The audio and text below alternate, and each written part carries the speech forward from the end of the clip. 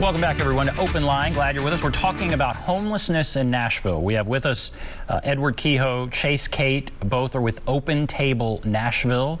They are joining us via Zoom. We talked, going to really set this topic up in the first segment. Now we're just going to start taking calls. We have several calls.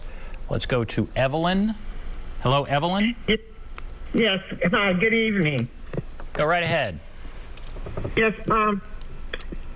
As I was listening to your guests speaking, I started thinking about other issues that impacted society in such a way that a change had to occur.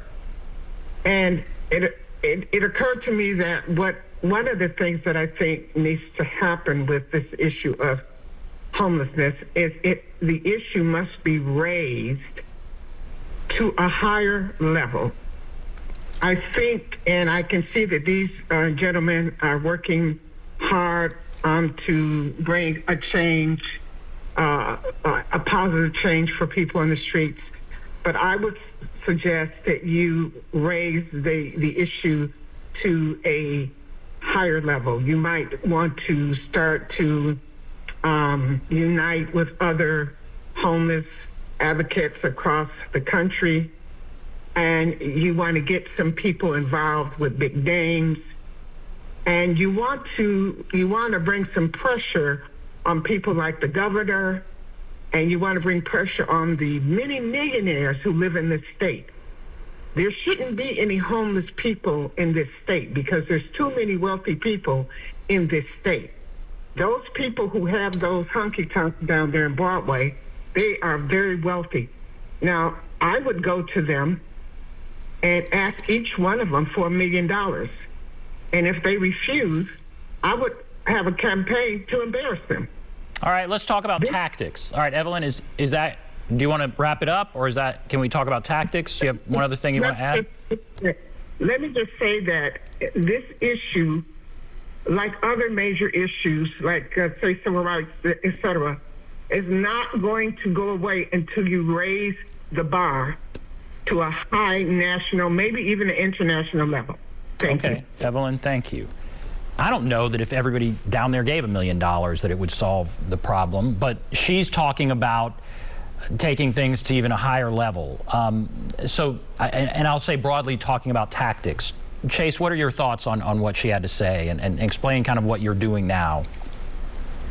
Yeah, I think she's absolutely right, and I'd love to, I'll give a little 20-second spiel, and then I'd love to kick this question to Edward because he's really the organizing specialist of the two of us. I see Open Table as working really on 3 levels.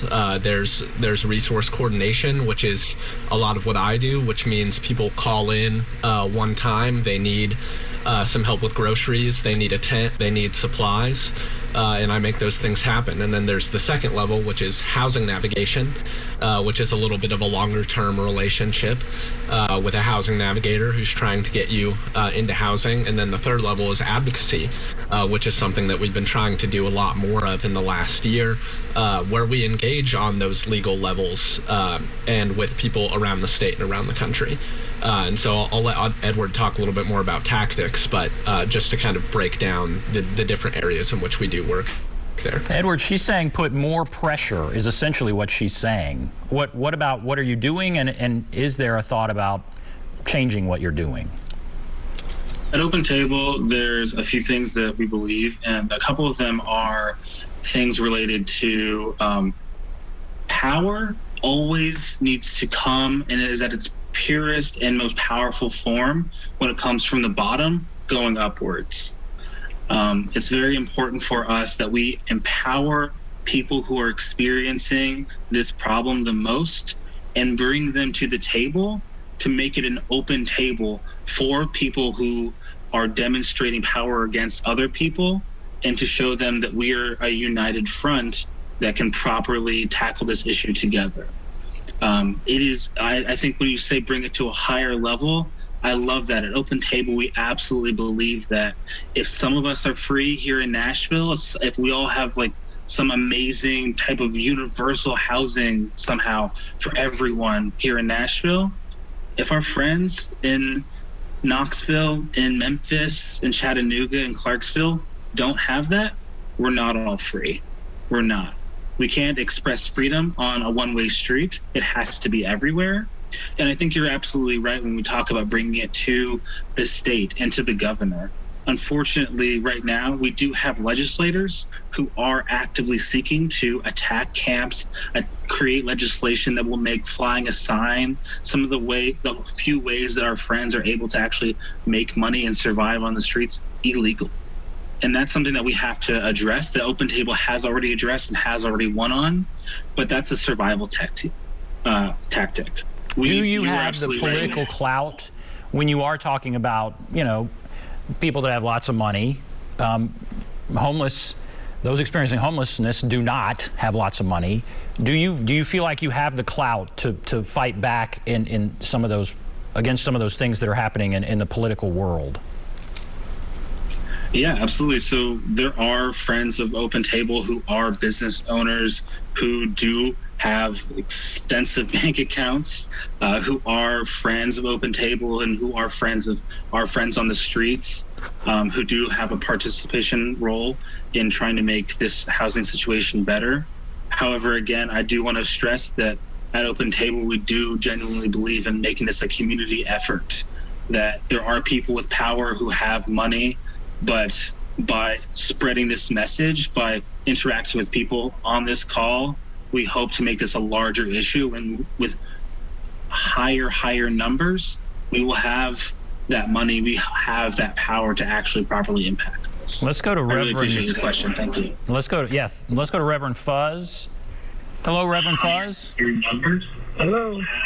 Go right ahead. It's always good to hear from you. What's on your mind, Reverend Fuzz? Okay, let me turn this off, okay? I got a question. My experience with people who are homeless again, that so many of them, and I don't know why that would be, but so many of them prefer being homeless. How much of that do you run across? I mean, I know people, I can give you many examples of people who say, this is what I want, this is what I choose. I mean, I know one guy whose dad is a millionaire, but he's homeless. And that's what he chooses. That's the life I know a lady who lives on the bridge over at Metro Center. That's what they want. And how much of that exists? Why does that exist? And then here's a question that always comes up, that people say that if we solve or fix homelessness in Nashville, that people from around the country will get the word, and homeless people from all over the country will start coming to Nashville because they know that homelessness has a voice here in Nashville. If you eliminate that problem, or you solve it, or you serve people who are homeless in Nashville. So is that a true thing, that there's a network around the nation that people will hear about? Hey, I can go to Nashville and it's better. All right, those are great questions. People preferring to be homeless. Thank you. Reverend Fuzz, thank you. So 2 questions there. I guess, Chase, I'll start with you. He's asking, he hears people prefer sometimes to be homeless. It's what they want, and he wonders how much of the homeless population that's the case, and what do you know about that aspect of things? Yeah, Ben, thank you. This question comes up quite often, actually, when I'm doing interviews or education events for people, and it breaks my heart every time because I see it as a form of blaming the victims of a systemic problem.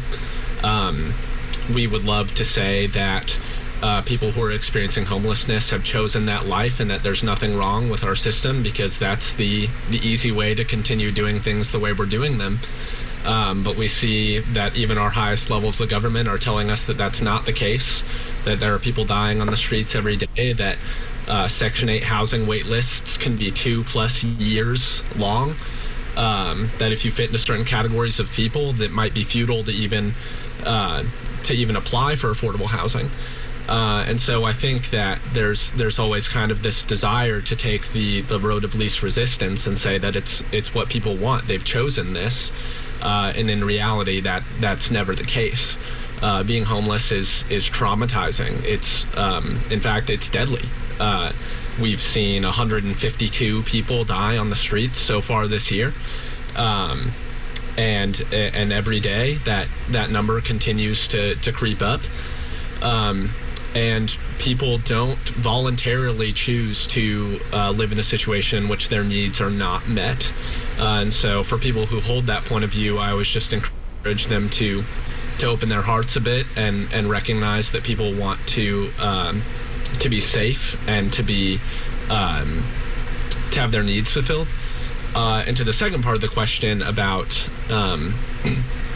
whether or not people would flood to Nashville were we to solve the problem, I first of all think that if that were the case, I would be happy to have them all here if we could house them all. But I also think that's another path of least resistance to provide a reason to not do what we ought to be doing to solve the issue of homelessness for people who are already here. Do you worry? I mean, to his point, if we were to solve it, we build enough housing, then word gets out, and then we have more and more homeless. I mean, maybe that is a way to get out of doing stuff. But, I mean, that's an argument that I have heard, and certainly that's what Reverend Fuzz is asking about. Are you concerned that if, we become the perfect city for this, then we just attract more homeless? Well, to be honest with you, Ben, I think that's, and then I'll kick it over to Edward here because I've been talking for a minute. I think that's a self-reflexively incoherent question. The notion that because we make things better, it means that more people will want to come here, that means that we shouldn't make things better. If that is a reason to not improve the society in which we live, we're going to end up living in a pretty terrible place.